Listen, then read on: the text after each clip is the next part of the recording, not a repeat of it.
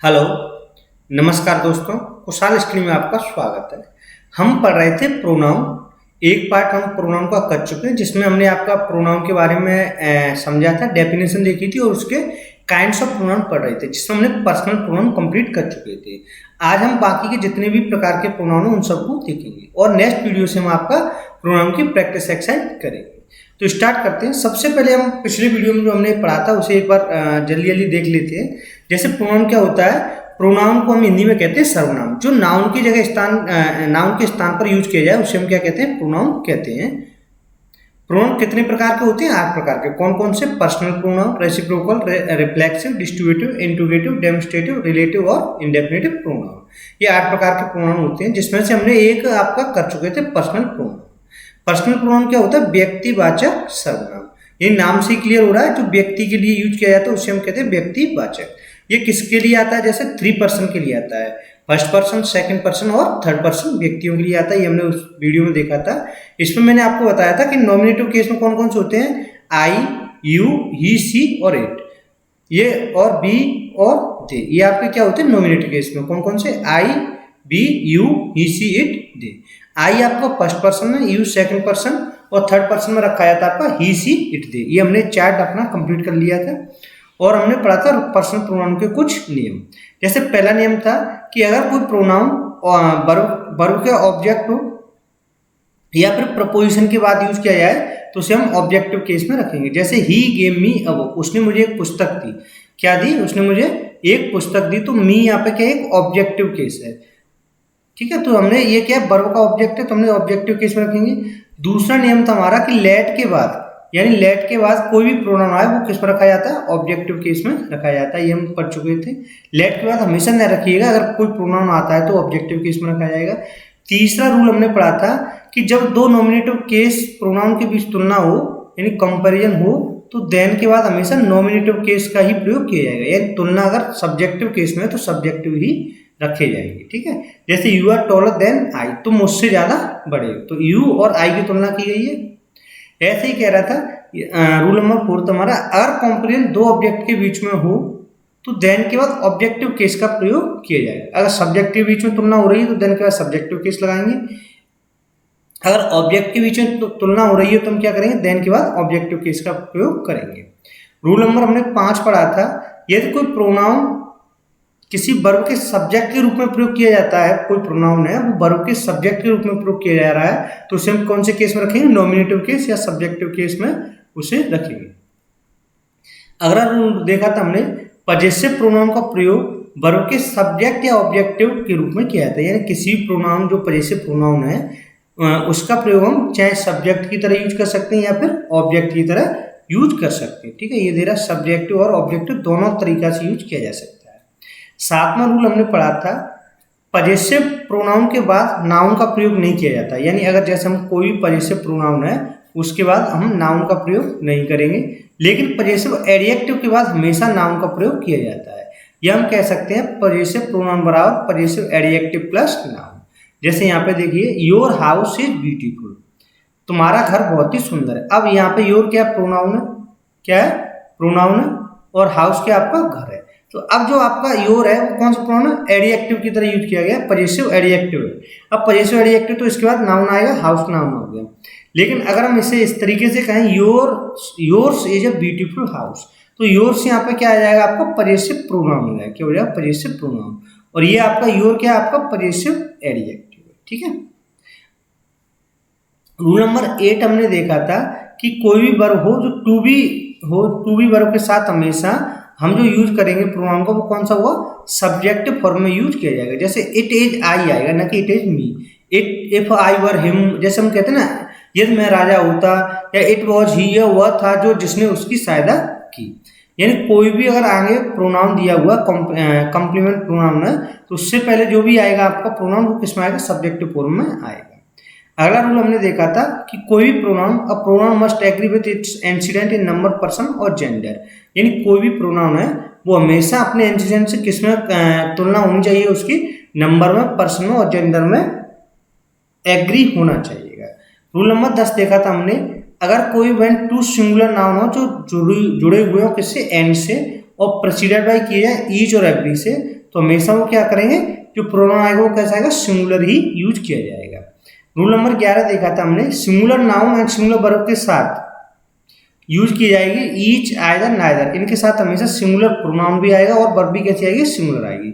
जैसे ये दे रहा है each of the student is ready, यानी प्रत्येक स्टूडेंट रेडी है, तो ईच आ गया, तो वर्ब कौन सी आ गई, इज आएगी, सिंगुलर वर्ब। और हिज आपका क्या है, सिंगुलर ही प्रोनाउन। ऐसे ही either of the student, has आ गया सिंगुलर वर्ब और सिंगुलर प्रोनाउन।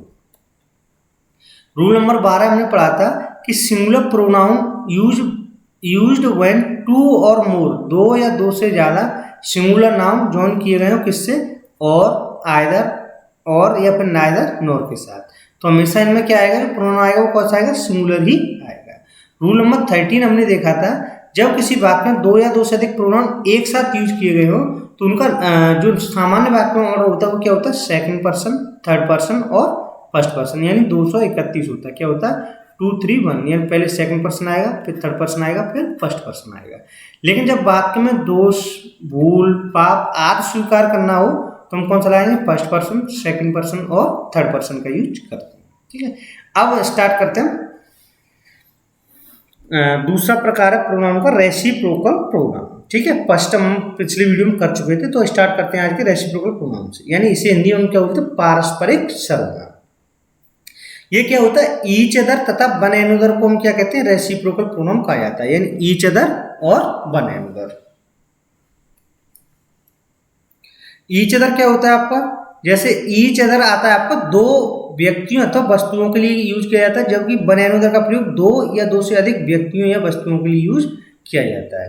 जैसे देखिएगा, रेसिप्रोकल क्या होता है, ईच अदर तथा वन एनदर को रेसिप्रोकल प्रोनाउन कहा जाता है। सामान्यतः ईच अदर का प्रयोग दो व्यक्तियों अथवा वस्तुओं के लिए किया जाता है तथा वन एनदर का प्रयोग दो से अधिक व्यक्तियों या वस्तुओं के लिए किया जाता है।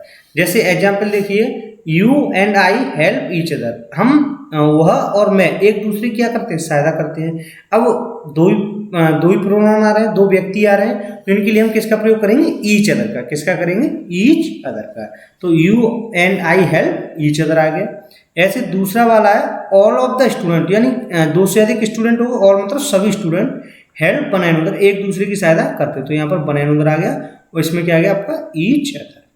बोथ ऑफ द गर्ल्स, अब बोथ है मतलब दो गर्ल्स हैं, टीच चिढ़ाती हैं, ईच अदर एक दूसरे को चिढ़ाती हैं, तो ईच अदर लगाएंगे इसमें हम।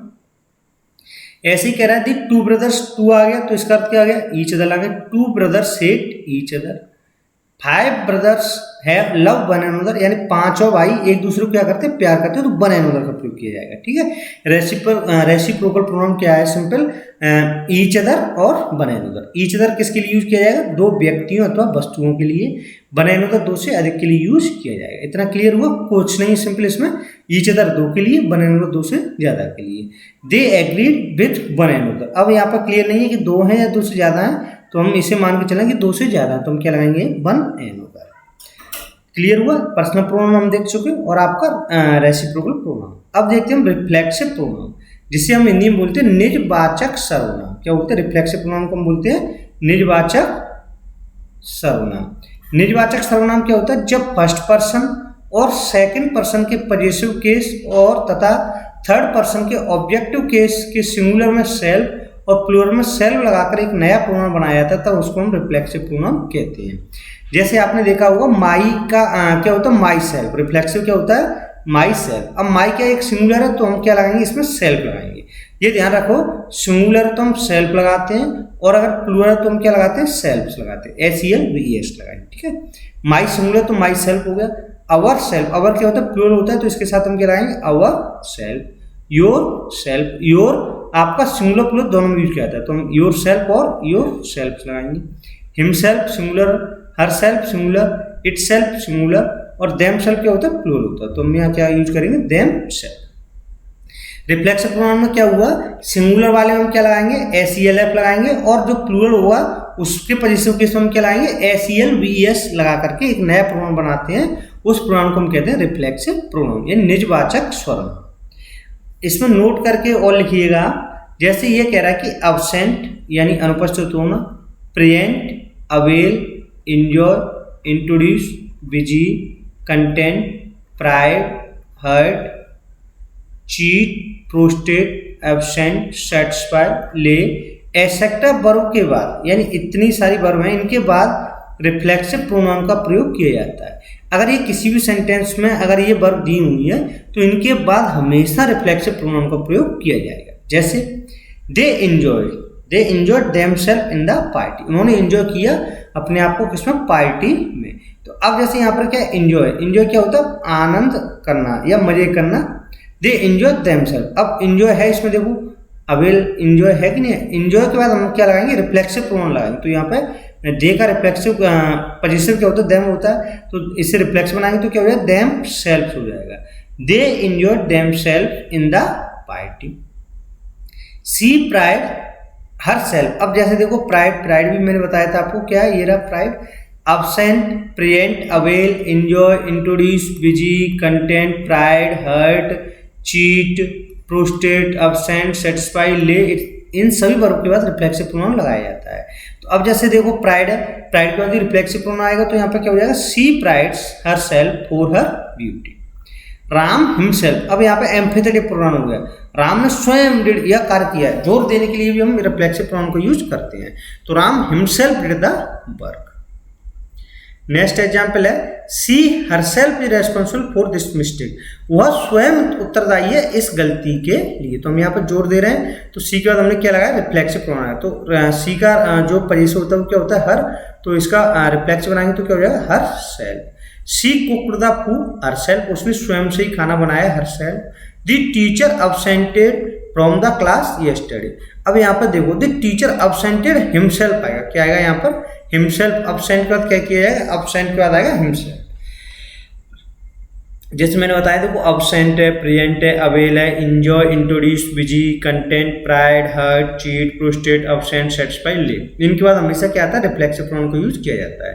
अब यहाँ पर जैसे टीचर अब्सेंटेड, तो अब्सेंटेड हिमसेल्फ आएगा, क्या आएगा, हिमसेल्फ। यहाँ पर लगा लो आप, यहाँ पर क्या आएगा आपका, हिमसेल्फ आएगा, HIMSELF। She introduce herself to the minister, उसने इंट्रोड्यूस किया किससे, मंत्री से इंट्रोड्यूस कराया हरसेल्फ, स्वयं को। क्लियर हुआ, ये आपका क्या हो गया, रिफ्लेक्स हो गया। हम कौन कौन से देखे, पर्सनल प्रोनाउन देख लिया हमने, और आपका रेसिप्रोकल देख लिया, और रिफ्लेक्सिव। रिफ्लेक्सिव क्या होता है आपका, जिसमें आपका सेल्फ या सेल्फ लगा करके पॉजिटिव केस में एक नया प्रोनाउन बनाया जाता है, जबकि रेसिप्रोकल क्या था, वन एनदर और ईच अदर। वन एनदर किसके लिए था, दो से ज्यादा के लिए, और ईच अदर किसके लिए था, दो या दो के लिए था, ठीक है, दो व्यक्ति या वस्तुओं के लिए। नेक्स्ट है आपका डिस्ट्रीब्यूटिव प्रोनाउन। डिस्ट्रीब्यूटिव नाम से क्लियर हो रहा है, विभाग सूचक सर्वनाम, ठीक है, जिस प्रोनाउन का प्रयोग दो या दो से अधिक व्यक्तियों अथवा वस्तुओं में से एक या एक भी नहीं का बोध कराने के लिए किया जाता है, उस प्रोनाउन को हम क्या कहते हैं, डिस्ट्रीब्यूटिव प्रोनाउन कहते हैं। क्लियर हुआ, बिल्कुल मैंने आपका प्योर हिंदी में लिखा हुआ है, जिस प्रोनाउन का प्रयोग दो या दो से अधिक व्यक्ति हों या वस्तुओं में से एक या एक भी नहीं का बोध कराने के लिए किया जाता है, उसे हम कहते हैं डिस्ट्रीब्यूटिव प्रोनाउन कहते हैं। जैसे एग्जाम्पल देखिए, जैसे each, either, anyone, neither, none. Each का मतलब क्या हो गया, कोई एक, सिंगुलर की तरह ही रहा। आइदर दो में से कोई एक, नाइदर दोनों में से कोई नहीं।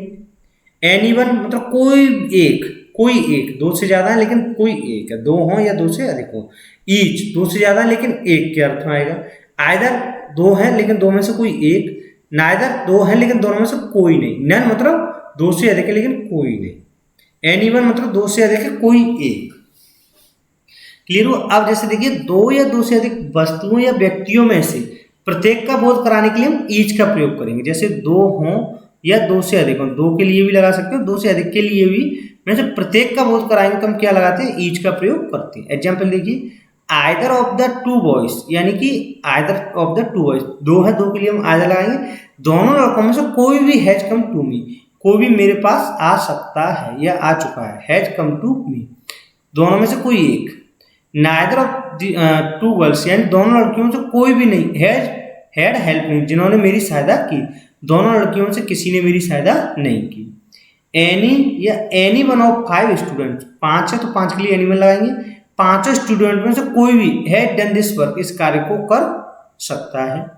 None of the four boys, यानी चारों लड़कों में से कोई नहीं, नन नेगेटिव के लिए आता है, ठीक है, कोई नहीं, हैज हेल्प मी, किसी ने सहायता नहीं की।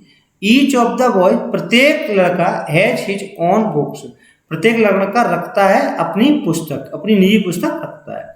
Each of the 3 student was honest, यानी कि 3 स्टूडेंट में से प्रत्येक कैसा था, हॉनेस्ट स्टूडेंट था।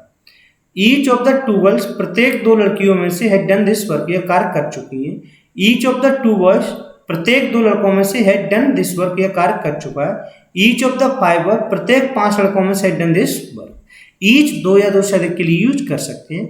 नन 2 से अधिक के लिए नेगेटिव सेंस में किया जाएगा। एनीवन 2 से अधिक के लिए यूज किया जाता है। नाइदर 2 के लिए और आइदर भी 2 के लिए यूज किया जाता है। नेक्स्ट प्रोनाउन देखते हैं हम आपका इंट्रोगेटिव प्रोनाउन। हमने कौन कौन से देख लिया, personal pronoun, reciprocal pronoun, reflexive pronoun और डिस्ट्रीब्यूटिव प्रोनाउन देख चुके हैं। नेक्स्ट आपका इंट्रोगेटिव। इंट्रोगेटिव नाम से ही क्लियर, प्रश्नवाचक सर्वनाम। जिस प्रोनाउन का प्रयोग वाक्य में प्रश्न का बोध कराने के लिए किया जाता है उस प्रोनाउन को हम क्या कहते हैं, इंट्रोगेटिव प्रोनाउन कहते हैं। यानी जिससे वाक्य में प्रश्न का बोध किया जाएगा उसे हम कहते हैं इंट्रोगेटिव प्रोनाउन। एग्जाम्पल समझिएगा, जैसे who, whom, whose, which, that, ये आपके क्या है, who, whom, whose, which, that। जैसे व्हाट इज योर नेम, आपका नाम क्या, हम आपसे प्रश्न का बोध करा रहे हैं तो यहाँ पे ये क्या हो गया, व्हाट क्या हो गया आपका, प्रश्नवाचक हो गया। ऐसे ही विच इज योर बुक्स, आपकी कौन सी पुस्तक है, विच इज योर बुक्स, तुम्हारी कौन सी पुस्तक है। Who is playing cricket, cricket कौन खेल रहा है। हु आर यू, तुम कौन हो। व्हाट आर यू डूइंग, तुम क्या कर रहे हो। Which of the gentleman is Suman, in gentleman में सुमन कौन है। तो ये सब क्या हम क्वेश्चन कर रहे हैं, तो यहाँ पे ये क्या होगा, इंट्रोगेटिव प्रोनाउन होगा। अब हम देखते हैं रूल्स ऑफ इंट्रोगेटिव प्रोनाउन। जैसे नियम क्या है पहला, कि हु है तो हु का प्रयोग किसके लिए किया था, पर्सन के लिए किया है। किसके लिए किया जाएगा, हु का प्रयोग किया है पर्सन के लिए। Who is singing a song, कौन गाना गा रहा है। अब गाना गा रहा है, कोई व्यक्ति गा रहा हुआ, who is singing a song. Who teaches you English, तुम्हें कौन अंग्रेजी पढ़ाता है। हु टीचेस यू इंग्लिश, तुम्हें कौन इंग्लिश पढ़ाता है। Who teaches you English. Who is singing a song, कौन मतलब आपका गाना गा रहा है। अब जैसे रूल नंबर 2 है, which is use both person and things, यानी विच का यूज किसके लिए किया जाता है, दो व्यक्तियों या वस्तुओं के लिए किया जाता है। इट इम्प्लाइज सिलेक्शन, ये आपका क्या दिखाता है, सिलेक्शन को दिखाता है।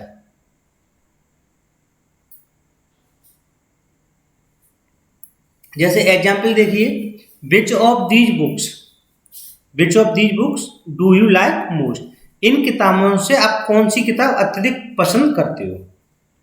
तो विच का यूज हम पर्सन के लिए भी कर सकते हैं और किसके लिए कर सकते हैं, वस्तुओं के लिए भी कर सकते हैं, पर्सन और थिंग्स के लिए। और ये क्या दिखाता है, ये सिलेक्शन के लिए भी हम विच का यूज करेंगे। अब हमें दिखाना कि इन किताबों से तो सिलेक्शन करना है तो हम विच का यूज करेंगे। Which of these books do you like most. Which of these girls, इन लड़कियों में से कौन सी लड़की विल विन द प्राइज जीतेगी।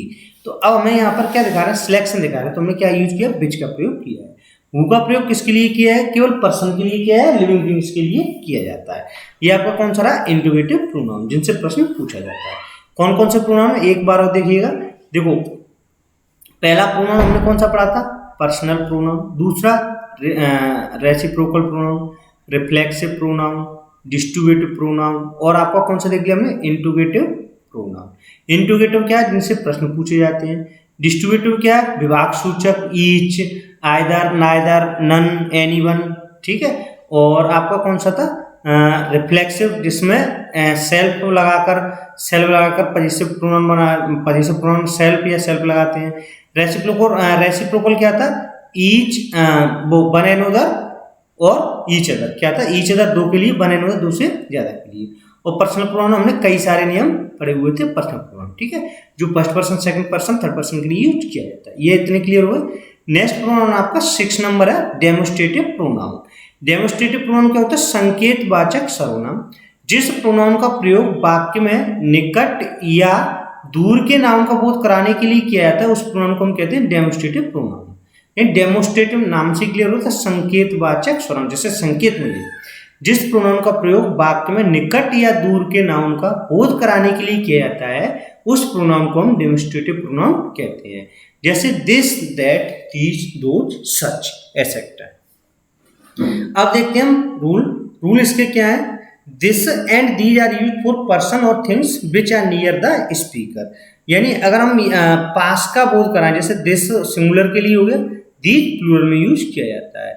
ये किसके लिए, पर्सन और वस्तु दोनों के लिए यूज किए जाते हैं। और ये क्या होता है, नियर यानी वक्ता के यानी जो स्पीकर है उसके पास संबंध को दिखाते हैं, उसके निकटता को दिखाते हैं। जैसे मैंने कहा दिस इज माई बुक, जैसे ये किताब है और मैं यहीं खड़ा हुआ हूँ, मैं कह रहा हूँ कि ये मेरी किताब है, यानी ये मेरी किताब है।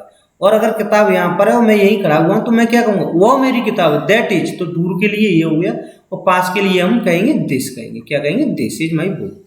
दीज आर पेन्स, ये पेन्स मेरे हैं। ये मान के चलो यहाँ पर बहुत सारे पेन है तो हम क्या कहेंगे, दीज पेन्स आर माइन, यानी ये सब निकटता दिखा रहे हैं तो हम क्या लाएंगे, दीज पेन्स आर माइन।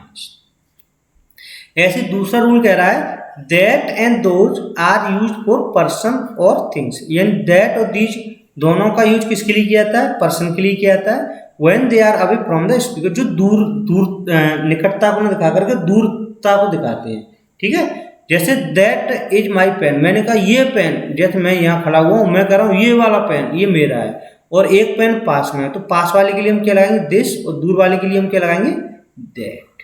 ऐसे बहुत सारे बहुवचन है तो हम क्या लगाएंगे, प्लूरल में दीज लगाएंगे और दूर वालों के लिए क्या लगाएंगे, दोज का प्रयोग करेंगे। जैसे दोज आर माई बुक्स।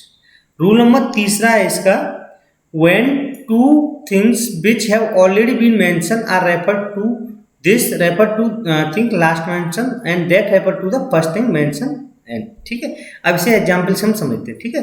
ये कह रहा है कि when two things, जब दो वस्तुएं which have already been mentioned, जो पहले दी गई हैं उनके लिए this किसके लिए आएगा, लास्ट वाले के लिए, और that आएगा फर्स्ट थिंग के लिए आता है। अब एग्जाम्पल से क्लियर करेंगे।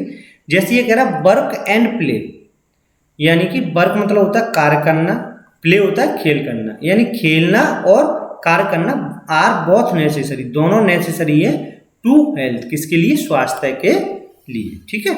किस किस की बात कर रहा है ये, कार्य करने की और खेलने की, दोनों नेसेसरी है किसके लिए, हेल्थ के लिए। दिस एक्सरसाइज द बॉडी, अब दिस किसके लिए आया है, दिस आया पास वाले के लिए, यानी प्ले के लिए आया, किसके लिए आया, प्ले के लिए आया। दिस एक्सरसाइज द बॉडी, या बॉडी को एक्सरसाइज करता है, कौन करता है, प्ले, तो प्ले के लिए क्या आ गया, this exercise the body. And that exercise the brain, और वर्क क्या है, दैट किसके लिए आया है, वर्क के लिए आया, किसके लिए आया है, वर्क के लिए, यानी कार्य के लिए। तो ये क्या रखा है, दूरता, यानी जो फर्स्ट वन है उसके लिए हमने क्या लगाया, दैट, और दिस किसके लिए लगाया, लास्ट वन के लिए। ये कहना चाह रहा है दैट एक्सरसाइज द ब्रेन, जो एक्सरसाइज करता है किसकी, ब्रेन की, यानी मस्तिष्क की एक्सरसाइज कराता है, कौन, कार्य करना। अब जैसे कोई आप कार्य कर रहे हैं तो उससे एक्सरसाइज आपकी किसकी होगी, कार्य, दिमाग की एक्सरसाइज होगी। जबकि आप खेलोगे कूदोगे तो किसकी एक्सरसाइज होगी, आपकी बॉडी की एक्सरसाइज। दूसरा एग्जाम्पल समझते हैं, जैसे काऊ एंड हॉर्सेस, गाय और घोड़े आर बोथ यूजफुल एनिमल, दोनों कैसे हैं, एक उपयोगी जानवर हैं। These carry us one place to another, यानी दीज मतलब ये ले जाते हैं हमें कहाँ से, एक स्थान से दूसरे स्थान तक। तो दीज किसके लिए आ रहा है, हॉर्स के लिए आ रहा है, ठीक है। दीज मतलब एक स्थान से दूसरी जगह ट्रांसपोर्ट का कार्य करते हैं, कौन, हॉर्स करते हैं। And those gives us milk, और वो हमें क्या देते हैं, दूध देती है। तो दोज किसके लिए आ रहा है, काऊ के लिए आ रहा है, ठीक है। यानी जो लास्ट में आएगा वो फर्स्ट के लिए, और जो लास्ट में आ रहा है वो फर्स्ट वन आ रहा है वो उसके लिए आ रहा है, ठीक है। इस तरीके से है। अब देखते हैं हम रिलेटिव प्रोनाउन, कौन सा प्रोनाउन हमारा क्लियर हो गया आपका, हमने कौन कौन से देख लिए आपके, देखो पर्सनल, रेसिप्रोकल, रिफ्लेक्सिव, और आपका डेमोस्ट्रेटिव, और आपका इंट्रोगेटिव प्रोनाउन देख चुके हैं, और हमने डेमोस्ट्रेटिव दिया। डेमोस्ट्रेटिव क्या आता है, this that these those. Next pronoun देखते हैं रिलेटिव प्रोनाउन, नाम से क्लियर हो रहा है, संबंधवाचक सर्वनाम। क्या ये रिलेटिव क्या दिखाता है, संबंध दिखाता है, संबंधवाचक सर्वनाम कहते हैं इसे। जैसे जिस प्रोनाउन का प्रयोग वाक्य में दो भागों को जोड़ने के लिए किया जाता है उसे हम रिलेटिव प्रोनाउन कहते हैं। यानी दो भाग वाक्य है कोई, उसमें दो भाग अलग अलग हैं, इन्हें जोड़ने के लिए जिस सेंटेंस का या जिस प्रोनाउन का प्रयोग किया जाएगा उस प्रोनाउन को हम क्या कहते हैं, रिलेटिव प्रोनाउन कहते हैं। चूंकि इस प्रोनाउन का प्रयोग वाक्य के दो भागों को जोड़ने के लिए किया जाता है, इसलिए वाक्य में प्रोनाउन के साथ साथ कंजक्शन का भी कार्य करता है। यानी ये शब्द हैं ये प्रोनाउन भी कहलाएंगे और आपके कंजक्शन में भी कार्य करेंगे। किसमें, कंजक्शन। कंजक्शन का मतलब होता है जोड़ना, क्या होता है, जोड़ना एक दूसरे से, ठीक है। कंजक्शन का भी कार्य करता है। ये कौन कौन से हैं, जैसे देखो हु है, कौन है, who, whom, which, that, what, कौन कौन से, who, whom, which, that, what, etcetera. अब देखते हैं हम रूल्स ऑफ रिलेटिव प्रोनाउन। ये थोड़ा इंपोर्टेंट प्रोनाउन है, इससे इस पर आप टिक लगा लिए, इंपोर्टेंट है और इससे कोई कोई क्वेश्चन आ ही जाता है। रूल्स ऑफ रिलेटिव प्रोनाउन देखिए, who is used for person only and which used for things without life और फॉर एनिमल्स। इन हु का प्रयोग किसके लिए किया जाता है? व्यक्ति के लिए किया जाता है, जबकि विच का प्रयोग किसके लिए किया जाता है? वस्तुओं के लिए या फिर लाइफ लेस है उनके लिए या फिर जानवरों के लिए किया जाता है। एग्जाम्पल देखिए, जैसे आई डू नॉट लाइक, मैं नापसंद करता हूँ, I do not like the boy, मैं उस लड़के को पसंद नहीं करता, हु हैड डन इट, जिसने यह कार्य किया है। तो अब हु किसके लिए आ रहा है? बॉय के लिए आ रहा है। किसके लिए आ रहा है? बॉय के लिए। ठीक है, तो ये कौन है? पर्सन है, पर्सन के अकॉर्डिंग ही आ रहा है। I do not like the boy who had done it. I do not like those boy, मैं उन लड़कों को पसंद नहीं करता हूँ, हु हैव डन इट, जिन्होंने ये कार्य किया है। तो हु किसके लिए आ रहा है? बॉयज के लिए आ रहा है। अब जैसे देखिए, हु का जो वर्ब आएगी वो इससे पहले जो नाउन या प्रोनाउन दिया उसके अकॉर्डिंग आती है। जैसे यहाँ पर बॉयज है तो बॉयज के अकॉर्डिंग यहाँ पे क्या आ गया? हैव आ गया, जबकि यहाँ पे बॉय था तो क्या आया? केवल हैज आया। ठीक है, नेक्स्ट है the boy who is sitting in the corner reads in my class. जो लड़का है, हु इज सिटिंग, जो बैठा हुआ है, इन द कॉर्नर में, रीड्स इन माई क्लास, मेरी कहाँ पर पढ़ता है? मेरी क्लास में पढ़ता है। अब हु किसके लिए आया? हु आया आपका बॉय के लिए। किसके लिए आया? बॉय के लिए आया। तो बॉय के अकॉर्डिंग वर्ब क्या हो जाएगी? एज हो जाएगी। द बॉयज, लड़के होता तो यहाँ पे क्या होता? Are. He who walks early in the morning gets energy. अब हु किसके लिए आया? ही के लिए आया, तो ही के अकॉर्डिंग वर्ब भी क्या आएगी? सिंगुलर वर्ब ही आएगी। He who walks early in the morning gets energy. I have lost the book, मैंने यह किताब खो दी है, विच आई बॉट यस्टरडे, जो मैंने कल खरीदी थी। तो विच किसके लिए आ रहा है? किताब के लिए आ रहा है, जो मैंने खरीदी थी। I have lost the book which I bought yesterday. This is the pen, यह वही पेन है, विच आई बॉट यस्टरडे, जिसे मैंने कल खरीदा था। तो अब पेन के लिए हम किसका प्रयोग करेंगे? विच का प्रयोग करेंगे, विच या दैट का। ठीक है, हु किसके लिए होता है? लिविंग के लिए, पर्सन के लिए, और विच का प्रयोग थिंग्स और लाइफलेस के लिए यूज किया जाता है। नेक्स्ट कह रहा है हु का प्रयोग उस नाउन या प्रोनाउन के लिए किया जाता है जो बाकी का ऑब्जेक्टिव। ऑब्जेक्टिव केस में किसका प्रयोग करेंगे? हुम का करेंगे, और सब्जेक्टिव केस में किसका करते हैं? हु का प्रयोग करते हैं। जैसे दिस इज द बॉय, यह वही लड़का, यह वह लड़का है, whom I saw in the market, जिसे मैंने कहाँ देखा था? मार्केट में देखा था। अब किसको देखा था? लड़के को देखा था, तो whom का प्रयोग करेंगे। ठीक है, ऐसे ही दूसरा है द स्टूडेंट, वह वही छात्र है, whom जिससे आई मेट मिला था, today what Sanjay son. The student वह छात्र, whom जिससे आई मेट whom मैं जिससे मिला था, टुडे वॉट संजय सन, वह किसका लड़का है? संजय का लड़का था। नेक्स्ट है द स्टूडेंट, वह छात्र, हु केम हियर, जो यहाँ आया है, वॉच किया है, संजय का लड़का है। तो अब हु यहाँ पे क्या सब्जेक्ट की तरह यूज किया जा रहा है, तो हमने किस में लगाया? सब्जेक्टिव केस में लगाया है। हुम किसकी तरह किया जा रहा है? ऑब्जेक्टिव केस की तरह, यानी I saw in the market, जिसे मैंने मार्केट में देखा, तो ऑब्जेक्ट हो गया, तो हमने क्या लगाया? हुम का प्रयोग किया। ऐसे देखो, दिस इज द स्टूडेंट, यह वही छात्र है, हुम जिसे I met in the market, जिससे मैं कहाँ मिला था? मार्केट में मिला था। तो मैं जिससे मार्केट में मिला, तो हुम है, तो ये ऑब्जेक्टिव केस में आ रहा है, तो हुम का प्रयोग किया जाएगा। नेक्स्ट देखते हैं that is used for person और थिंग। दैट का प्रयोग किसके लिए किया जाता है? पर्सन के लिए, और आपका थिंग्स के लिए यूज किया जाता है। पर्सन और थिंग्स के लिए यूज किया जाता है दैट का। जैसे दिस इज द काउ, यह क्या है? गाय है, एंड दैट आई वॉट, जिसे मैंने खरीदा है। The pen that is here is good, यह जो पेन है यह बहुत ही अच्छा है। दिस इज द बॉय, यह वही लड़का है, दैट केम हियर यस्टरडे, जो कल आया था। ठीक है, तो दिस इज द बॉय, तो इसके अकॉर्डिंग हमने क्या लगाया? दैट का प्रयोग किया।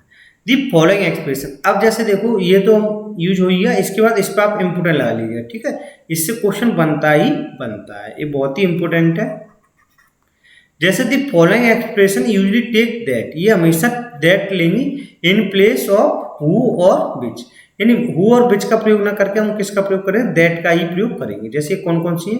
दीज आर, ये कौन कौन सी है? जैसे all, none, anything, nothing, anybody, somebody, और nobody, no one, anyone, superlative degree, और या फिर आपका दी सेम प्लस नाउन दिया हो, या फिर दी ओनली प्लस नाउन दिया हो, या मच, लिटिल, फ्यू और फ्यू। इनके बाद हमेशा किसका प्रयोग किया था? दैट का ही प्रयोग किया जाएगा। कौन कौन से? जैसे ऑल है, all, none, anything, nothing, anybody, somebody, nobody, no one, anyone, superlative, degree हो, या फिर the plus same plus noun हो, या ओनली प्लस नाउन हो, या मच हो, लिटिल हो, फ्यू हो, इनके बाद हमेशा आप क्या करोगे, दैट का ही प्रयोग करोगे। अब देखते हैं एग्जाम्पल, इसके माध्यम से समझते हैं। जैसे पहला है all that glitters is not gold, ये साल जो सभी चमकने वाली चीजें हैं वो सोना नहीं होती है। अब ऑल आया है तो ऑल के अकॉर्डिंग हम यहाँ पे रिलेटिव प्रोनाउन क्या लाएंगे, दैट का प्रयोग करेंगे। इसका करेंगे, दैट का प्रयोग करेंगे, ठीक है। नेक्स्ट है ही इज द सेम। अब सेम आ गया, सेम मैन, तो सेम के अकॉर्डिंग क्या लगाएंगे, हु नहीं लगाएंगे, हु शेप्ड मी नहीं लगाएंगे, यहाँ पे लगाएंगे हम that shaped her. Man is the only, अब दी ओनली आ गया तो एनिमल आ गया तो हम क्या लगाएंगे, दैट का प्रयोग करेंगे। He is one of the best boy, superlative degree है तो इसमें भी हम क्या लगाएंगे, दैट का ही प्रयोग करेंगे। हु विच दैट, तो हम किसका प्रयोग करेंगे, दैट का प्रयोग करेंगे। This is the same boy, ये सेम आ गया तो भी हम क्या लगाएंगे, दैट का प्रयोग करेंगे। Navneet has lost the few pen, Navneet कुछ पेन खो चुका है, दैट, तो हम क्या लगाएंगे, दैट का ही प्रयोग करेंगे। This is the only book, only book आ गया, ओनली आ गया, तभी हम किसका प्रयोग करेंगे, दैट का प्रयोग करेंगे। क्लियर हुआ, दैट का प्रयोग इन एक्सप्रेशन के बाद करना ही करना है। कौन कौन से, जैसे all, none, anything, nothing, anybody, somebody, nobody, no one, anyone, superlative, the same plus noun और only plus noun, much, little, few, इनके बाद किसका प्रयोग किया जाए, रिलेटिव प्रोनाउन दैट का प्रयोग किया जाता है। अब रह गया हमारा लास्ट प्रोनाउन है इंडेफिनिटिव प्रोनाउन, अनिश्चयवाचक सर्वनाम। अनिश्चयवाचक सर्वनाम क्या होता है, नाम से क्लियर हो रहा है, जिस प्रोनाउन का प्रयोग किसी अनिश्चित संज्ञा के लिए किया जाता है उस प्रोनाउन को हम इंडेफिनिटिव प्रोनाउन कहते हैं। जैसे एग्जाम्पल लिखिए, जैसे एवरीबडी, एवरीबडी प्रत्येक, somebody, nobody, anybody, everyone, someone, one, no one, anyone, everything, something, other, nothing, anything, all, some, both, any, most, others, many, few, enough, none, little, one और etcetera. ये सब ये क्या है, आपके इंडेफिनिटिव प्रोनाउन है। अगर इनका ये दिए हुए हैं तो इन्हें हम क्या कहते हैं, इंडेफिनिटिव प्रोनाउन कहते हैं। नोट कह रहा है one, O N E, one क्या है आपका एक इंडेफिनिटिव प्रोनाउन है। यदि वाक्य में इसका प्रयोग सब्जेक्ट के रूप में किया जाता है तो इसका पॉजिटिव केस में हमेशा वंस का ही प्रयोग करेंगे। अगर जैसे कोई वाक्य है और उसका सब्जेक्ट आपका क्या वन है तो उसके केस में पॉजिटिव केस क्या लगाएंगे, वंस का प्रयोग करेंगे, हिज हर का नहीं। अन्य सभी इंडेफिनिटिव प्रोनाउन के साथ पॉजिटिव केस में हम हिज का ही प्रयोग करेंगे। जब जेंडर स्पेस नहीं होता या क्लियर ना हो तो हम हिज का प्रयोग करेंगे, लेकिन वन के साथ हमेशा किसका प्रयोग करेंगे, वंस का ही प्रयोग करेंगे। इससे भी क्वेश्चन बहुत सारे बन जाते हैं।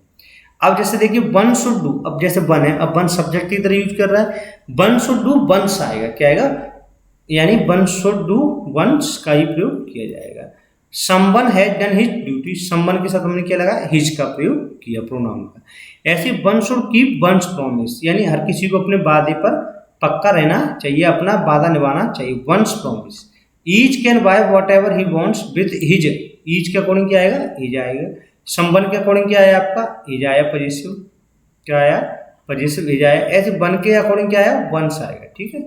नेक्स्ट है आपका नोबडी विल बिलीव, नोबडी, अब नोबडी आपका क्या है, आपका इंडेफिनिटिव प्रोनाउन है। नोबडी मतलब कोई भी, विल बिलीव इट, किस पर विश्वास नहीं करेगा। वन ऑफ द बॉयज, यानी इतने सारे लड़कों में से कोई एक लड़का विल हेल्प यू, आपकी सहायता करेगा। क्लियर हुआ, ये हमारा कौन सा हो गया, इंडेफिनिटिव प्रोनाउन। हमने कौन कौन से प्रोनाउन पढ़ लिया, आपका इंडेफिनिटिव प्रोनाउन पढ़ लिया, और आपका देखा था हमने relative pronoun, demonstrative pronoun, interrogative pronoun, distributive pronoun, reflexive pronoun, reciprocal pronoun, और आपका कौन सा देख लिया हमने, पर्सनल प्रोनाउन। क्लियर हुआ, ये था हमारा प्रोनाउन का पार्ट 2, और नेक्स्ट वीडियो से हम पढ़ेंगे आपके प्रैक्टिस सेक्शन। आपको आज का वीडियो कैसा लगा कमेंट बॉक्स में जरूर बताइए। वीडियो अगर आपको पसंद आता है तो लाइक कीजिए, शेयर कीजिए, सब्सक्राइब कीजिए। Thank you for watching.